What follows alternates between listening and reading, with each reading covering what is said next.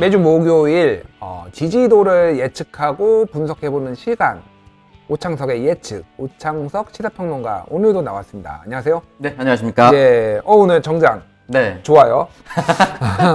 어디 갔다 오셨어요 오늘? 네, 아침에 그냥 방송하고 왔습니다. 아, 그렇군요. 예. 자, 뭐 일단 좀 얘기를 좀 해봐야 될 것 같은데 네. 저희가 2주 전이었나요? 네. 오거돈 시장 얘기를 잠깐 했어요. 예, 했습니다. 오. 부산 선거 판세 분석을 하면서 예. 부산만 왜 이렇게 유독 더 많이 의석을 잃었나. 뭐 대구야 사실은 많이 예측된 상황이긴 네. 하지만 부산은 그래도 6석을 지킬 거라고 많은 사람들이 예. 예상을 했었거든요. 예. 조금 더 늘어날 수 있을 거라는 예상까지 했었는데 오히려 절반을 줄어들었습니다. 그 패배 요인 중에 여러 가지 중에 오거돈 시장의 시정이 문제가 있었다. 그런 말씀을 드리면서 얘기가 나왔었죠. 자, 지난주였나요? 그 영상을 먼저 보고 발언을 보고 한번 다시 얘기를 해보죠. 김경수 지사가 먼저 재난지원금 주자. 네. 라고 했는데 바로 옆에 있는 부산에 있는 부산광역시장 오거돈 시장 거기에 대해서는 언급 별로 없었습니다. 그러니까 이 코로나 사태에 있어서 부산시장과 부산 행정 권력이 전혀 보이지 않았다. 그렇군요. 그런 부분이 있어서 부산 시민이 어쨌든 혜택은 받지 못하고 대구 바로 옆에 있다 보니까 조심은 조심대로 하고 그러니까 자영업자가 직격탄을 맞고 네. 이런 부분들이 이제 부산 전체 민심을 안 좋게 만든 것 같습니다. 그렇군요. 네. 사실 저는 뭐 예전부터 글이 박제된 게 많아가지고요. 예전부터 오거돈 후보 반대했습니다. 결과적으로 시장이라는 아주 높은 자리는요. 예. 정당 출신이 아니면 정책적인 결합이 되지 않습니다. 오거돈 시장의 대표 경력이 부산 부시장입니다. 예. 그러니까 행정고시 출신으로 시작을 해서 부산 부시장까지 흔히 말하는 일반적인 공무원 생활을 걸어왔어요. 행정고시를 뭐 공부 잘했겠지만. 근데 이런 사람들은 정치력이 떨어지고요. 그리고 정책적 연대가 쉽지 않습니다. 그러니까 성장하는 공무원들은 위기 리스크는 관리를 잘하는데요. 예. 새로운 시도를 전혀 못합니다. 근데 코로나 바이러스 같은 이런 전대미문의 상황에서는 새로운 시도를 해야 되거든요. 예. 그렇지 못했고 또 하나 사실 저는 이름이 오창석입니다. 예. 같은 집안이에요. 그래요? 진짜로. 족부를 같이 써요. 먼 친척입니다.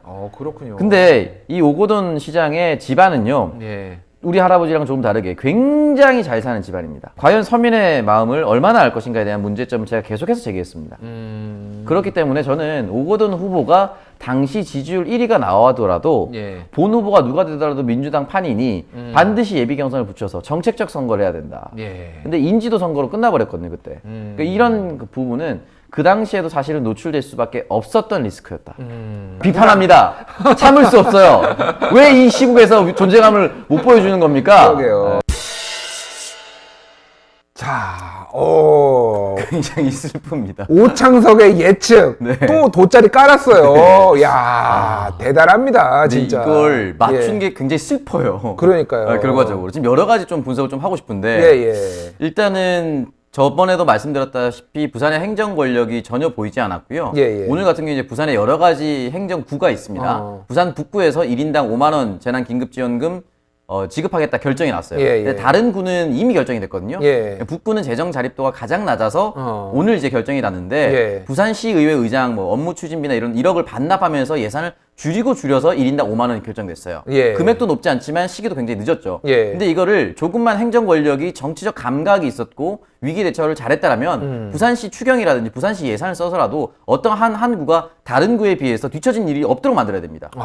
그런데 지금 북구에 1인당 5만 원 오늘 결정이 났습니다. 그러니까 이거는 그동안 일을 아예 안 했다는 거예요. 그래서 저는 사실은 저 때는 강하게 비판했지만 오늘 이제 사퇴하고 나서 다짐하고 나서 침 뱉는 거냐 이런 생각이 그렇게 말씀하시는 분이 있을까봐 예. SNS에도 얘기를 하지 않았지만 지금 오거돈 시장으로 인해서 민주당에서 노무현부터 들이박았고 김정길 전 장관도 들이박았던 예. 그 부산의 민주당 모든 정치인들에게 침을 뱉는 행동이나 다름없고 또 하나 정치인은요 시장으로 당선이 되면은 흔히 말하는 정무직 공무원과 함께 들어갑니다. 그래야죠. 예. 그 정무직 공무원 지금 다 짐 싸야 돼요.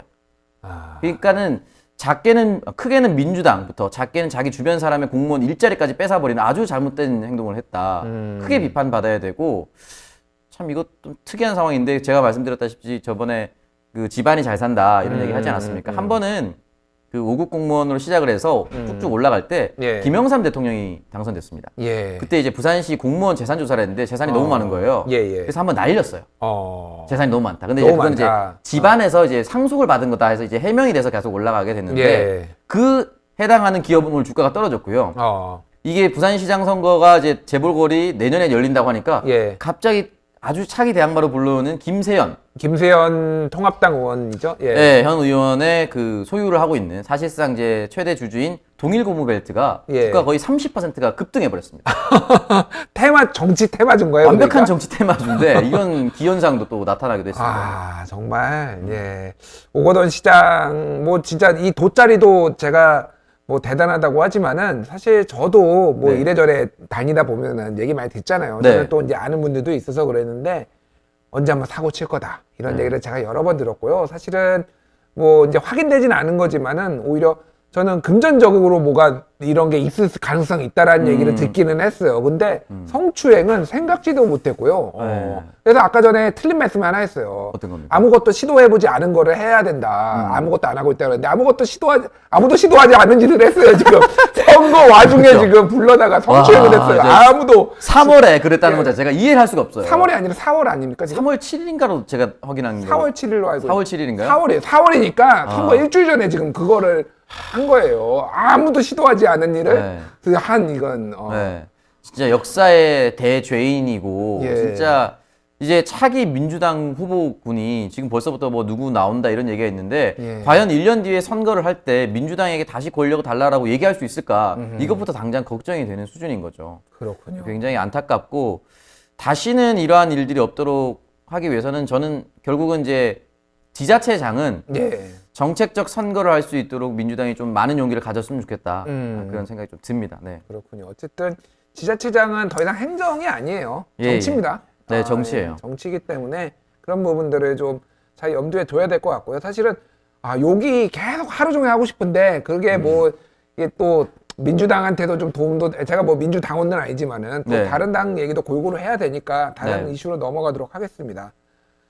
자, 지금 뭐 양 정당이 다 헤매고 있는데 오늘은 민주당은 오거돈 이슈로 이제 이렇게 되고 통합당은 지금 뭐 어디로 가야 산으로 갈지 바다로 갈지 모르고 있어요. 네. 어떻게 보세요? 통합당 미래가 어떻게 될 겁니까? 일단은 사실은 여러 가지 내용이 있는데 일단 김종인 비대위원장으로 가는 추세인 것 같아요. 그래요? 네, 뭐 현재 현역 의원과 당선인 142명을 심재철 당 권한대표가 직접 전화를 해서 2명은 전화 안 받았고 예. 140명 중에 한 41%는 비대위로 가자. 31%는 이제 조기 전대로 가자. 이렇게 43%가 비대위로 가자고 예. 그랬죠. 예, 예. 그렇게 해서 민주당이, 이제 비대위 쪽이 훨씬 더 좀 높으니까 비대위로 갈 가능성이 높은데 김종인이 만약에 들어온다면 본인도 밝혔지만 적어도 연말이라든지 대선 전까지는 전권을 달라. 근데 예. 사실은 이 전권이라고 할 수 있는 게 없어요. 지금 뭐 새롭게 공천할 수 있는 것도 그러니까 아니고. 정권이 사실은 뭔지를 정확하게 모르겠어요. 네, 그래서 지금 할 수 있는 게 사실 정책적 경쟁인데 사실 뭐 공천권을 발휘할 때야 전권이라고 할 수 있는 큰 권한을 행사할 수 있는 거지 줄 세울 수 있잖아요, 사실은. 예, 그렇죠. 근데 이제 정책적 경쟁을 하기 위해서는 뭐 줄 세우거나 이럴 필요가 없거든요. 하기도 힘들고. 예. 그렇기 때문에 제 생각에는 대선까지 달라 이런 얘기를 할 텐데 만약에 대선까지 준다라고 얘기를 하더라도 대선까지 갈 가능성은 없죠. 너무 길어요, 사실. 너무 길어요. 예, 예. 대외 변수가 너무 많고 사실 뭐 북한 이슈도 지금 계속해서 나오고 있죠. 그리고 예. 미국 대선 이슈도 또 있죠. 예. 그리고 홍준표라든지 뭐 다른 의원들의 복당 문제도 있죠. 음. 물론 이제 윤상현 의원 같은 경우는 지역구 주민의 의견을 수렴해야 하기 때문에 복당 당분간 안 한다 이렇게 예. 선언을 해버렸죠.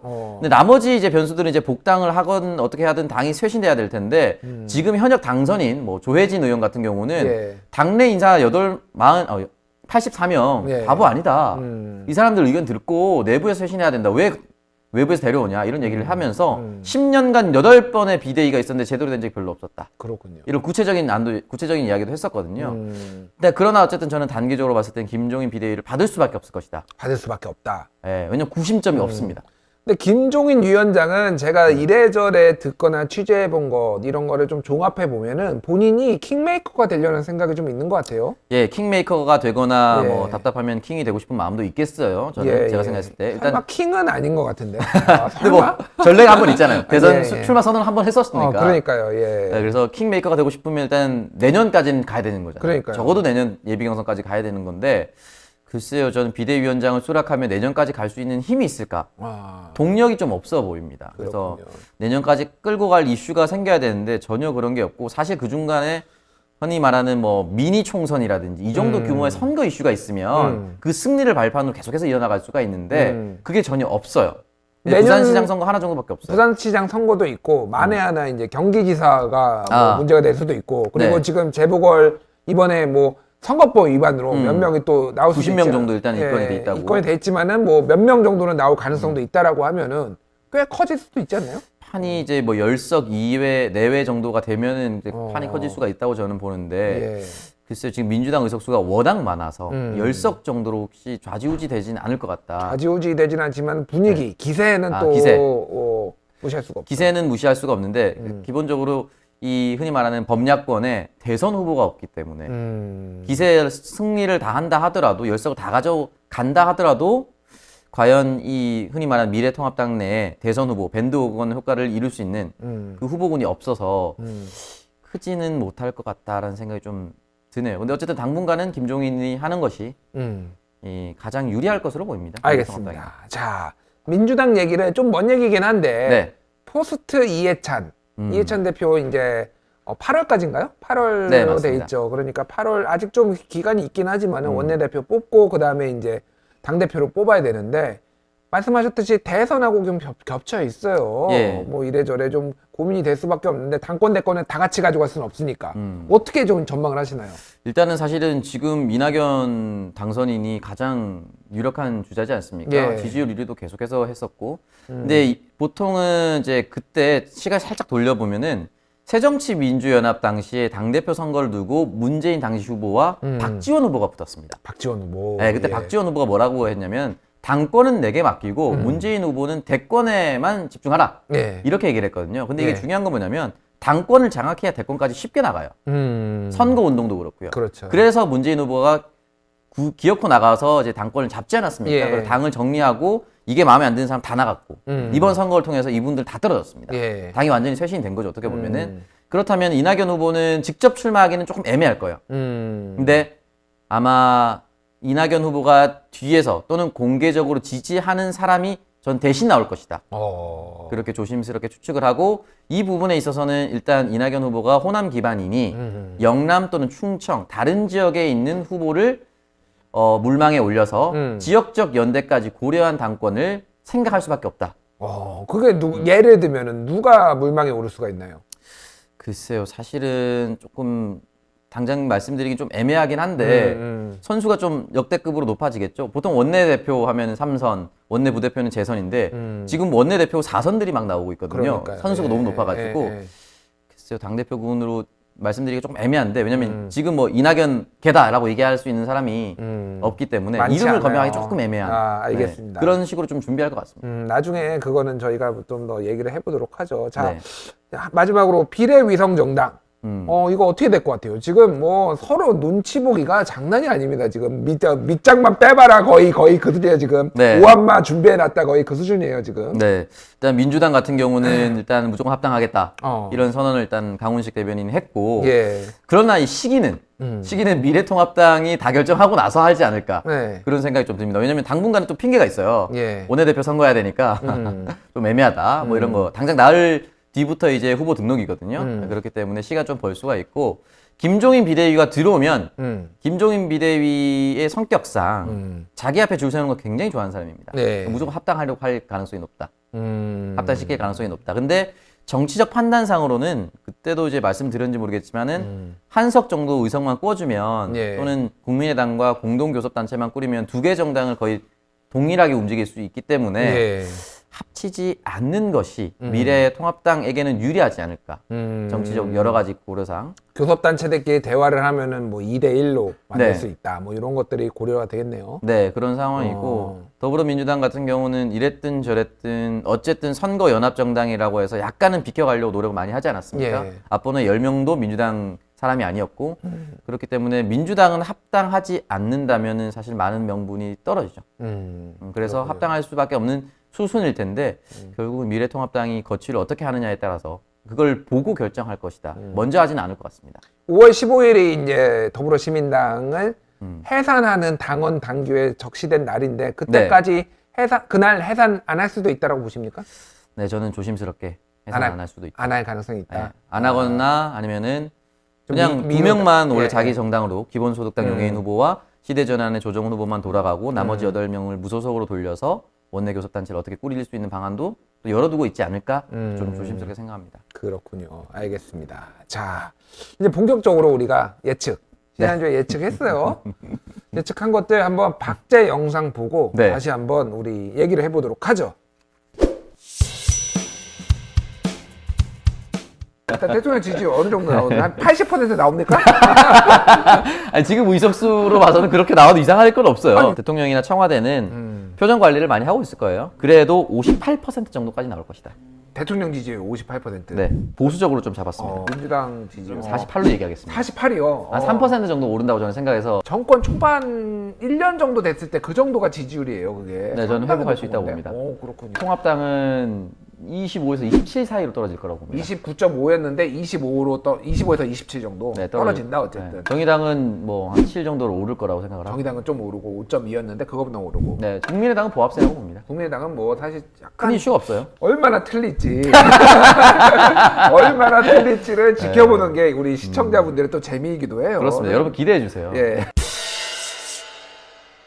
자, 이제 하나씩 뭐 보니까 네, 딱 네. 봐도 틀린 게 몇 개가 보이는데 딱 봐도 틀린 게 몇 개가 보입니다. 일단 네. 뭐 대통령 지지율 네, 맞췄어요. 상승세 맞췄는데 네.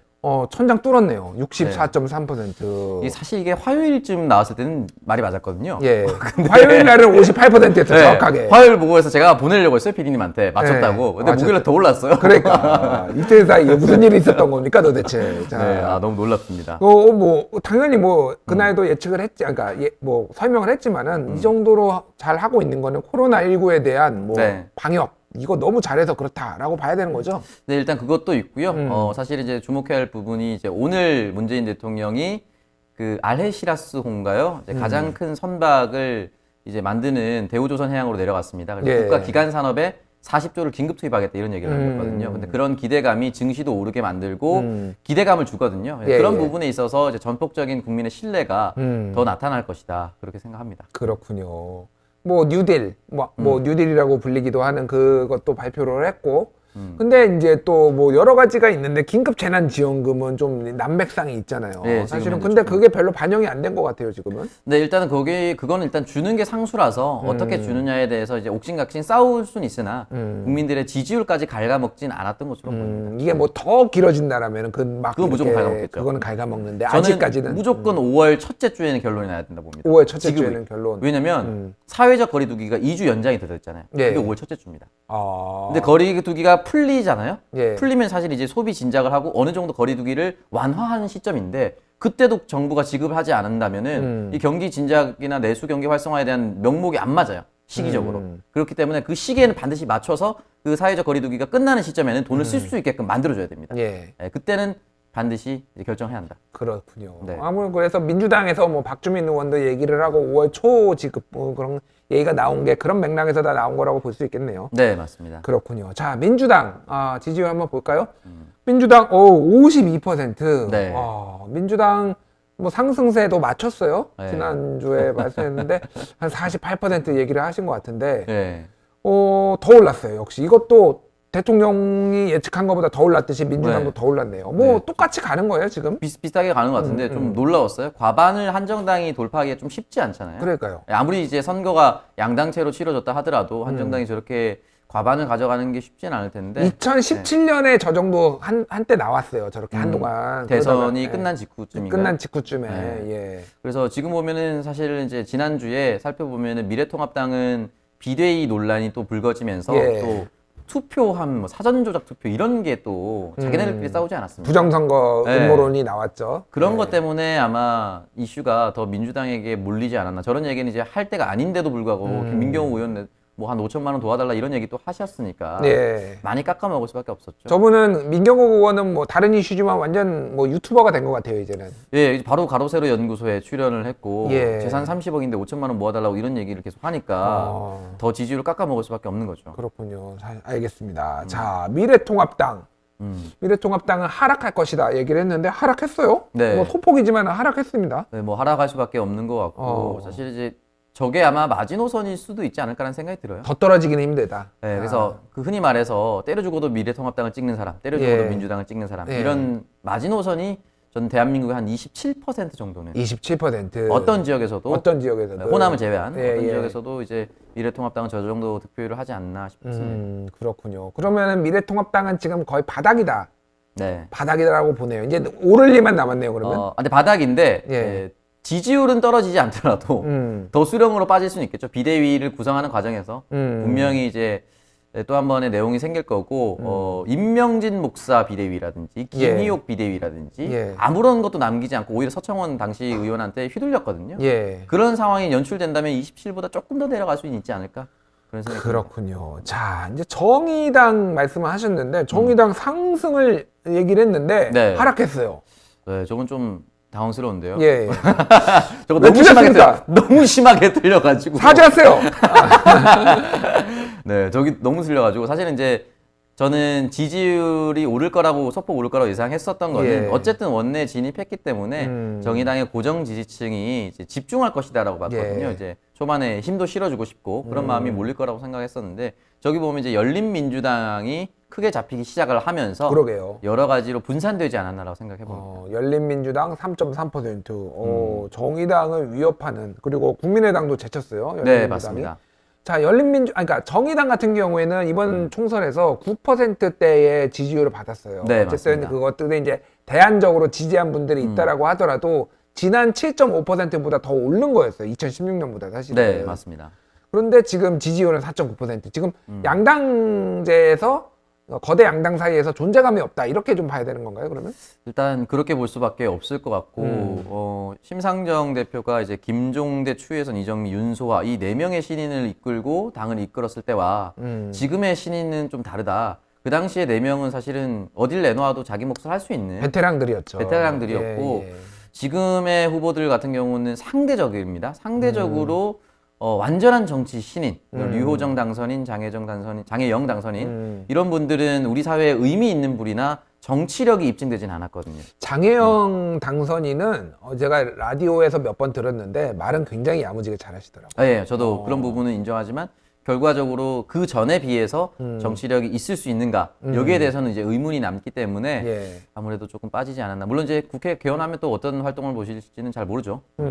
국민의당은 보합세라고 예측을 했는데 네. 꽤 많이 떨어졌어요. 이것도 아무런 존재감이 없었나 보네요. 아무런 존재감이 그러니까 아예 그러니까 부정 이슈든 긍정 네. 이슈든 아무것도 없이 그냥 사실 이슈가 하나는 있었어요. 뭐가 있었죠? 주말에 안철수 대표 깁스를 풀었습니다. 그렇군요.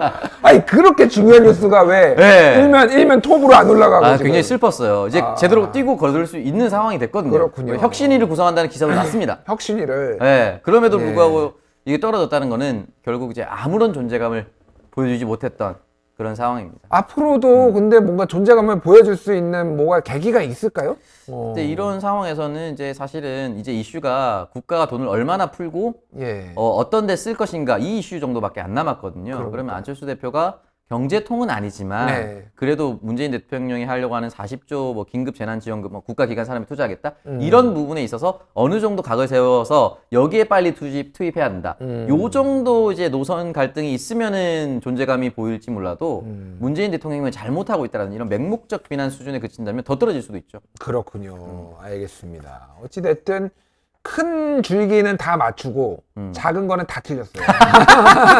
원래 디테일에 약합니까? 그런 것 같네요. 빅픽처에만 강한. 빅피처에만 강하고 지금 디테일에 너무 약한 거 아닙니까? 네, 슬프네요. 그렇군요. 알겠습니다. 미래통합당 같은 경우에는 27% 얘기를 하셨는데 27.9%로 그거까지 맞췄어요. 네, 그것만 맞췄고 네. 사실 27을 얘기했는데 27.9를 27.9 오차범위네, 오차범위네. 오차범위네. 맞췄다고 할 수 있는 것인가? 그 정도면 오차범위네. 아, 그래요? 예. 다행이네요. 그럼요. 자, 열린민주당 얘기를 좀 해볼게요. 네. 열린민주당의 미래 어떻게 보시나요? 어떤 식으로 당이 운영되고 좀 갈까? 지금 최강욱 비대위원장 중심으로 모였는데 네. 최강욱 위원장이 검찰 조사 받고 포토라인 쓰고 뭔가 정말 이게 당이 잘 굴러갈 것인가에 대한 좀 의구심들이 나오고 있어요. 네. 지금 제가 방송 들어오기 직전 1시간 전쯤에 이제 주진영 후보였죠. 예. 주진영 후보가 이제 전당대회를 할 거고 꾸리고 당비를 얼마 할 건지에 대해서 고민이 있다. 온라인 투표를 할 것인가 여기에 대해서도 고민이다. 이런 부분을 남겼습니다. 예. 그리고 최강욱 당선인이 이제 소환이 돼서 조사를 받았는데 오히려 이런 부분이 열린민주당이 당분간은 잘 보이게 할 것이다. 잘 보이게 할 것이다. 네, 예를 그래서 들면. 이런 부분에 있어서 검찰 개혁이 필요하다라고 강력하게 생각하시는 분들이 이제 열린민주당을 전 지지를 했다라고 보거든요. 예. 소환이나 이런 부분에 있어서 다른 사람들이 보기에는 불리한 상황일지 모르나 열린민주당 지지자들은 더 지지자 결속. 네, 결속을 이끌고 응원해주고 싶은 마음이 생길 거기 때문에 당분간은 저 지지율을 유지하거나 조금 더 높아질 수밖에 없는 상황이라고 봅니다. 그렇군요. 3.3%가 결코 낮은 게 아니에요. 네, 굉장한 수치죠. 아니 국회의원은 지금 6명 가지고 있는 정의당도 4.9%밖에 안 되는데 네. 3.4%면 지금 3석, 당선인 것도 한석, 이제 한석 가지고 있고 당선인 3명을 가지고 있는 정당이면은 그만큼 기대가 많이 투영된 게 아닌가 그렇게 보여지네요. 알겠습니다. 네. 자, 민생당은 앞으로 어떻게 될 것 같나요? 민생당은 사실 지금으로서는 뭐 사실상 거의 해체 수순인데 예. 정동영 의원이 뭐 자연인으로 돌아간다고 했다가 이게 정계 은퇴냐 막 기자들한테 전화 받고 그건 아니다. 그건 아니다라고 했어요. 네. 그럼 어디로도 가신다는 건가요? 그분은 그러면? 모르겠어요. 뭐 나는 예. 자연인이다 찍고 싶은 건지 뭘 예. 자연인으로 돌아간다고 하는 건지 잘 이해가 안 되는데 결국은 돌고 돌아서 손학규 비대위가 다시 들어오지 않을까. 손학규 비대위. 왜냐면 당 사람들이 이제 신인에게나 뭐 새 인물에게 맡기면 당의 존재감이 더 사라진다라고 이야기를 남겼는데 당 관계자는 새 인물을 일단 끌어올 수가 저는 없을 것 같고요.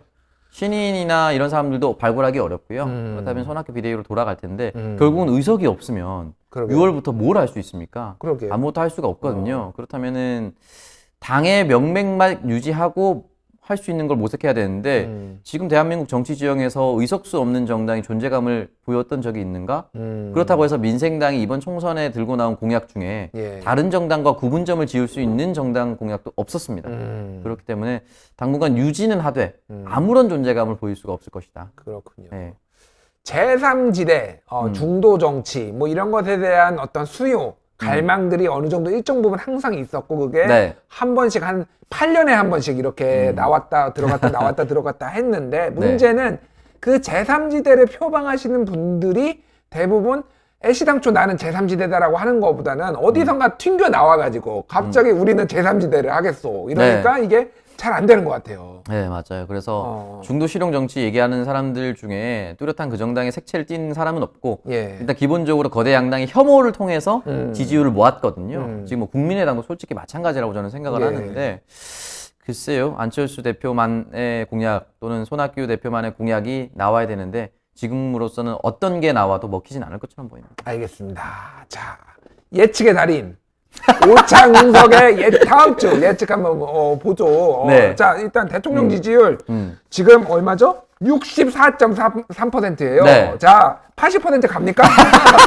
아, 또 80%. 근데 이게 예. 64%도 굉장히 높은 수치 아닙니까? 예. 사실 이제 집권 중반을 돌았는데도 이렇게 나올 수 있다는 거는 예. 정말 이것도 전대미문이라고 저는 생각을 합니다. 예. 그러나 이 부분은 한 62 정도로 떨어지더라도 예. 유지될 수는 있다. 예. 왜냐면 당장 다음 주부터 뭐 4.27 철도 기공식이라든지 이런 부분이 또 있습니다. 예. 오늘 기사도 나왔고 그래서 더 높아지긴 조금 어려울 수 있으나 더 높아지긴 어렵다. 네, 더 높아지기는 조금 애매한. 물론 하나의 변수는 있습니다. 예. 제가 목요일에 나오지 않습니까? 예. 월, 화, 수 중에 예. 재난긴급지원금 예. 확정된 날짜를 발표하면 전 66까지 올라가는데 66까지 올라갈 수 있다. 네, 66, 7까지 올라가는데 그게 없으면 62 정도로 떨어지는데 떨어져도 62는 굉장히 놀라운 수치다. 자, 조건을 달았어요. 그러면 월화수 중에 긴급 그 전에 어쨌든 내일부터 네. 포함해서 긴급 재난지원금 결정되면은 66 아니면 62. 네. 알겠습니다. 자, 박제 잘 해두시고요. 자, 민주당 52.1%. 60% 갑니까 민주당? 네, 무조건 저는 48로 떨어진다고 봅니다. 48이요? 네. 왜 48인가? 왜 다른 퍼센테이지도 아니고 네. 47도 아니고 네. 49도 아니고 왜 48인가? 가반은 무너질 거라고 그냥 보고 그냥 가반이 너무 놀라운 수치라서 그걸 말씀드리는 거고 결국은 이 오거돈 시장 리스크는 대통령한테는 영향이 미치지 못할 거라고 보고 오거돈과 문재인 대통령은 아무 상관이 없다라고 느끼는 사람들이 있을 거라. 그러니까 대부분 그렇게 느낄 거라고. 결부짓지는 않을 것 같고요. 예. 다만 민주당에 대한 리스크로 작용할 것이다. 왜냐하면 벌써 민주당 지지자들이 안희정 씨 이후에 민주당은 도대체 뭘 했냐 이런 이야기를 민주당 지지자들이 지금 SNS나 커뮤니티에 글을 쓰고 있어요. 유독 하여간 뭐 아까 전에 그 뭐 박준규 기자랑도 얘기했지만은 이게 우연이라고 하더라도 민주당 내에서 계속 나와요, 그게. 네. 예. 그리고 사실 이제 오거돈 시장이 이전에 있었던 막 가로세로 연구소이긴 하지만 뭐 미투 의혹이 한 번 일었던 지난해 10월에 한 번 있었습니다. 있었어요. 그래서 예. 그런 부분에 있어서 자기 문단속을 전혀 못했다라는 국민의 이제 비판을 받을 수밖에 없다고 봅니다. 그래서 그렇군요. 이 놀라운 수치 과반은 결국 무너질 수밖에 없다. 48% 예상을 네. 하셨고요. 자, 미래통합당 27.9%. 자, 네. 어떻게 됩니까? 저는 더 떨어진다고 봅니다. 더 떨어진다고요. 네, 그래서 네. 26. 26대, 네. 26대로 26대로. 26.9%라도 26대로 간다. 네, 26대로. 아, 그렇군요. 그 왜냐면- 근거는 뭡니까? 본격적으로 이제 비대위를 두고 김종인을 드릴 거냐, 드리지 예. 않을 거냐, 공개적으로 싸울 겁니다. 그리고 공개적으로. 네, 공개적으로 싸울 것이고, 이 또 월화수까지 대통령이 어떤 걸 발표하면은 지금 오신환 의원 같은 경우는 선거 중에 황교안 전 대표가 전 국민한테 주기로 했으면 네. 줘야지라고 예. 얘기를 했고, 다른 의원들은 또 안 된다. 김재원 같은 거 안 된다. 안 된다고 얘기했죠. 예, 이렇게 예. 내용이 이것도 싸우고 비대위도 싸우고 할 때는 당분간은 결속된 모습이 안 나옵니다. 나올 수가 없어 이슈마다. 근데 때려 죽어도 27%는 나온다면 자기 지금 부정 아닙니까? 이게 지금 조금 더 떨어진다. 조금 그러니까 더? 많이는 못 떨어지는데 예, 예. 26까지는 떨어질 수 있지 않을까. 26까지는 떨어질 네. 수 있다. 알겠습니다. 자, 정의당 4.9%에서 오릅니까? 떨어집니까? 와, 정의당이 가장 힘듭니다. 가장 정의당은- 힘들어요. 정의당은 진짜 미등 키고 안개 속 달리는 것 같은 그런 느낌이에요. 도저히 예측할 수가 없어요. 정의당에 대해서. 그래도 예측해야죠. 정의당의 심상정 대표가 규모와 시기가 중요하다고 얘기를 했습니다. 예. 긴급지원금에 대해서. 그래서 1인당 100만 원을 요구했거든요. 예. 그런 부분에 있어서는 현실성이 없기 때문에 4.9를 보합세 4.5에서 4.9 그냥 그대로 나올 것 같습니다. 그대로 비슷하게. 네. 알겠습니다. 뭐 열린민주당, 국민의당은 2.8%에서 더 떨어집니까? 그렇진 않을 것 같고요. 예, 예. 요 유지될 것 같아요. 열린민주당은 어떻습니까? 3.3%. 아니 사실 이제 국민의당은 3 정도 될 것 같고 3, 예. 열린민주당은 4. 4, 좀 오른다. 약간, 예, 약간. 열린민주당은 이제 재정비를 하고 있고 음. 큰 리스크가 지금은 없어요. 열린민주당 이제 치고 나갈 것밖에 없어가지고 예, 지금 처음 잡힌 거잖아요. 예, 어떻게 보면 예. 이제 그래서 4에서 5까지 나옵니다. 국가혁명 배당금당은 어떻게 됩니까? 국가혁명배당금당은 모르겠습니다. 모르나요? 지지율 조사합니까? 1.7% 지금 이번에 획득한다고 그때 예측하셨는데 틀렸지 않습니까? 네, 0.7 나왔죠. 0.7 나왔죠. 네, 굉장히 슬펐습니다. 뒷자리만 맞추시고 앞자리는 틀렸어요. 네, 1의 차이가 굉장히 큰데 사실은. 책임지고 사퇴하실 겁니까? 그러면? 알겠습니다. 네. 자, 우리가 이렇게 웃으면서 얘기했지만은 사실은 지금 적중률이 어마어마합니다. 저는 다른 것보다도 네. 오거돈 리스크 얘기하자마자 빵 터진 거 보고 네. 다음에 지금 누가 위험합니까? 이니셜로 얘기했어. 얘기를 못 하겠어요. 지금 얘기를 못 하겠어요. 자, 이니셜로 마시다. 정부가 국난을 극복해야 되는데. 하나만 해봅시다. 하나만. 너무 위험해요. 이니셜. 자. 네, 지금은 없어요. 없어요? 지금은 사실 리스크가 없습니다. 지금 없나요? 네, 다른 알았어요. 지자체장이 네. 리스크가 뭐 있다고 보기는 어렵습니다. 알겠습니다. 자, 지자체장 아니더라도 다음 주에 한 명 그럼 이니셜로 하나 준비해오는 걸로 알겠습니다. 네. 자, 이곳이 바로 예측의 성지다. 오창석의 예측. 오창석 시사평론가와 함께 했습니다. 감사합니다. 고맙습니다.